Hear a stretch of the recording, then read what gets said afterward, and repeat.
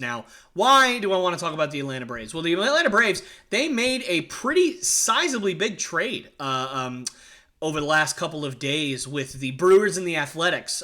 They traded for Sean Murphy, a former All-Star catcher from the Athletics, and they gave up a haul for Sean Murphy. And I want to kind of go over the details of the trade for you right here. So in this trade, the Braves got one player, and that was, of course, Sean Murphy, the catcher from the Oakland Athletics. And in this trade, the Athletics got Kyle Muller, who is, I believe, the number one prospect in the Braves organization right now, and he certainly is a fantastic pitching prospect. Freddie Tarnok, who I think is also top 10 in their prospect system right now, or in their minor league system, I should say. He's pitched in the majors a couple of times, and he's looked pretty good. So A's getting two really solid pitchers there. They also get Esteury Ruiz from the Brewers. He's an outfielder. He was a top 10 prospect in the Brewers organization. So three really, really nice prospects for the A's. They also get Royber Salinas from the Braves as well. He's another pitcher. And Manny Pena, the veteran catcher, also goes to the Athletics. So 5 players, 4 of them from the Braves, and 2 are pretty fantastic prospects going over there just from the Braves there. And then the Brewers, in this instance, got William Contreras from the Braves, who obviously was an all-star last year at the catcher position and as a designated hitter as well. He was pretty effective. So they get a really, really nice young catcher right there, do the Brewers. And they also get Joel Payamos, a right-handed pitcher, also coming from the Braves, and then Justin Yeager, another pitcher, also coming from the Braves. So the Braves giving up a ton of prospects here and players just to get one Sean Murphy. And some of those players are pretty darn good. Kyle Muller, obviously. Obviously, you have Freddie Tarnok and, of course, William Contreras. So 3 guys that really could have made a big difference in your rotation and in your lineup this year. And you get that, or you give that away, I should say, for Sean Murphy. And here's what I want to say. So a lot of people have been calling this trade terrible. And what's been interesting to me is a lot of people think that it is terrible for the Braves, thinking that they gave up way too much. And other people think that it was terrible for the A's and the Brewers because, I mean, I don't really know why they would say it was terrible for the Brewers. For me, I think the Brewers got an absolute steal of a trade. They gave up the number, I think 6 or 8 or whatever it was, prospect in their system, which is pretty high up there. And in return, they got an all-star young catcher who could also be a designated hitter for you and 2 pitching prospects. I mean, that's not a horrible haul for just that one prospect. I think the Brewers made out pretty well in this trade. And I think the A's, at this point, I mean, anybody on your team that's of any kind of worth you should be getting rid of because the A's, at this point, I mean, with the way the MLB is going right now, with the giant contracts being handed out, the A's have no chance. They're not going to be able to compete at this kind of level in terms of finances. So at this point, you're terrible already. You might as well get as many prospects as you can and see if you could put something together a couple years down the road. So I think the A's actually made out pretty well with this trade as well. What I don't understand is the Braves side of it. Now, Sean Murphy is a fantastic player. And I think that right now, he's going to really, really help the Braves in terms of being behind the dish and what he can do defensively, what he can do offensively. I think he's certainly an upgrade over Travis d'Arnaud, and I think he may even be an upgrade from William Contreras as well in terms of just long-term benefit. But here's what I don't get. I don't understand why the Braves felt the need to make this trade. Because for me, I would have just been happy with William Contreras. That's just my opinion. Now, I know a lot of Braves fans will say, well, he's probably just, I think he just long-term, he's a designated hitter. But he's still, 22, 23 years old?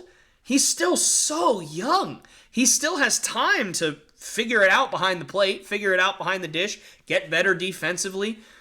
Now, will he ever get better defensively?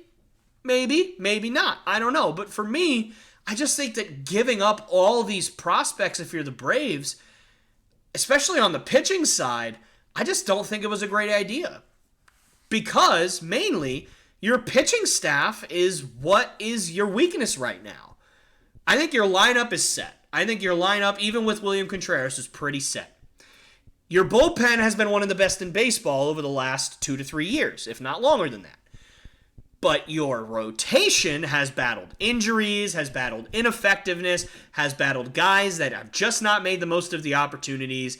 And yes, you have Max Fried, you have Ian Anderson, but after that, it starts to get a little murky. And I think I almost said Kyle Fuller, that is a defensive back for the Bears. Kyle Muller, or former defensive back for the Bears. I don't know if he's still for the Bears. He's playing in the NFL. The point is, Kyle Muller, the pitcher, obviously, I think he's a guy that really could have been a weapon for the Braves this year.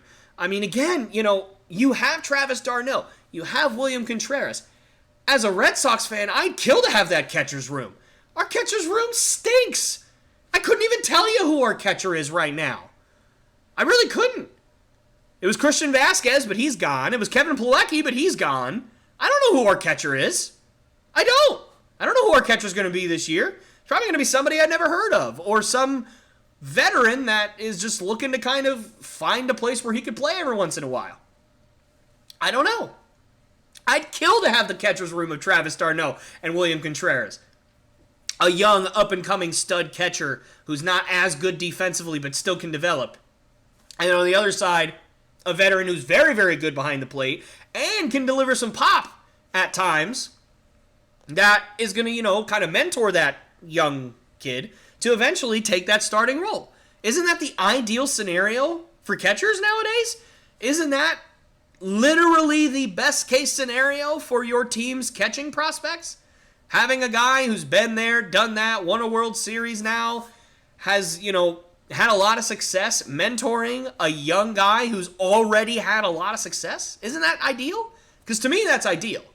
Now, obviously, I guess the ideal scenario is to have like a JT Realmuto or a Will Smith. I think Will Smith of the Dodgers is probably your most ideal scenario, an all-star catcher at 25 years old. Doesn't really need any mentoring because he's already an absolute stud. Now, maybe that's your ideal scenario, and maybe that's what Sean Murphy gives you. But Sean Murphy is not 24 years old. He's already 28. So he's not going to be that absolute young stud catcher. Now, not to say that he's old, but 28, I think at that point, you're past your prospect days. Unless you've been in the minor leagues since you're 26 or something like that. But for me, your days of developing are numbered if you're 28 years old. I don't, especially at the catcher position, I just don't see a guy at 30 years old just all of a sudden awakening at the catcher position and being great. Now, Travis d'Arnaud kind of did it. He was kind of for most of his career, and then at 28, 29, he had a real nice season with the Rays, and now he's with the Braves, and he's doing well for himself. So I guess it's possible for a catcher to just suddenly develop like crazy. But for me, I think I just would have rather had William Contreras. And it's not even just about William Contreras. You also had Shea Langeliers last year, and you traded him to the Athletics for Matt Olson. Now, obviously, Matt Olson is a fantastic part of your team, and I'm not saying that that was a bad trade. But think about it this way. You had a great veteran catcher in Travis d'Arnaud. You had William Contreras, who's a young catcher up and coming in your organization that's MLB ready right now, and last year was an all-star. And then Shea Langeliers, who's another fantastic young catcher prospect, coming up through the ranks right behind Contreras to take d'Arnaud's spot so that Contreras can move up and be the number one catcher, and Langeliers can then develop, and then maybe you pick one of those to be your main guy, and you trade the other one, or you just let them go in free agency, whatever the case may be. Or heck, you could have a crazy two-headed monster at the catcher spot, and the best part is, for the next 2, 3, 4 years, it'd be super-duper cheap. And now both of those guys are gone. And Sean Murphy's a great catcher. I'm not saying he's not great, because he is. And I think he's better than William Contreras right now. But for me, I think that you had it made with your catcher's room. If you're the Braves, you had it made at one point. You literally checked all the boxes. Veteran that's producing still. Guy that's MLB ready, that's now an all-star and ready to take his spot when d'Arnaud leaves. And another young catcher ready to take Contreras' old spot as the backup catcher and possibly designated hitter when d'Arnaud eventually moves on. That's ideal as it gets. It really is. And now the Braves don't have that. They don't have any young catcher prospects coming up through the ranks unless I'm missing somebody, but I don't think I am at this point. You've got Sean Murphy, who's very, very good, and Travis d'Arnaud, who's very, very good. But if d'Arnaud leaves, you don't have anybody to replace him that's, feasible without a free agent signing. And even if you decide to re-sign Travis d'Arnaud, how much more productive behind the plate is he going to be at 33, 34, 35, 36, so on and so forth than he is now? He's going to take a dip because that's what happens to catchers. You have to transition them to first base or the outfield or designated hitter to have their careers last a long time, unless your name's Yadier Molina, but there's only one of him. There's not going to be another one. Hate to break it to everybody, there's only one Yadier Molina, there'll never be another one. It's very rare for guys to catch into their 40s. Especially in today's age. Yadier Molina, maybe Joe Mauer, but even he was DHing and playing first base by the end of his career. I can't really think of many more. So for me, I just think, you had it made. Now, again, I understand getting rid of Langeliers to get Matt Olson. You needed, I'd say you needed to replace Freddie Freeman, but you basically, you got Matt Olson before you lost Freddie Freeman officially, so you essentially told Freddie Freeman to get the hell out of town with that trade. And for me, that catcher's room with those three guys would have just been ideal. But the Braves don't have that now. And so I guess if you're going to do something, you might as well get one of the better catchers in the game and again, great two-headed monster with Murphy and d'Arnaud.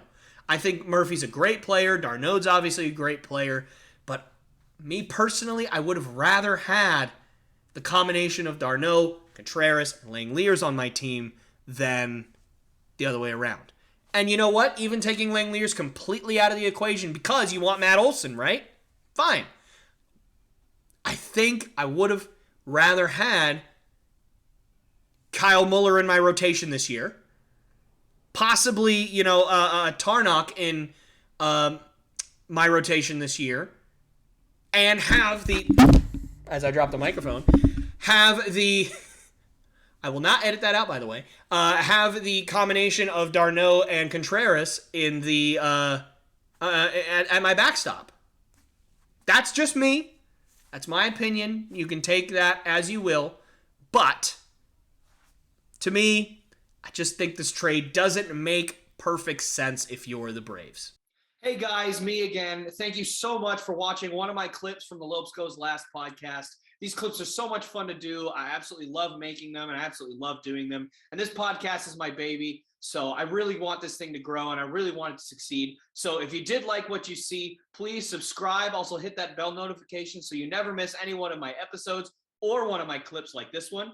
And please do also like and share these videos with your friends and your family so that we can make this thing grow as fast as possible. And I wanted to thank you again so much. And I hope you guys enjoyed the video and have a great rest of your day.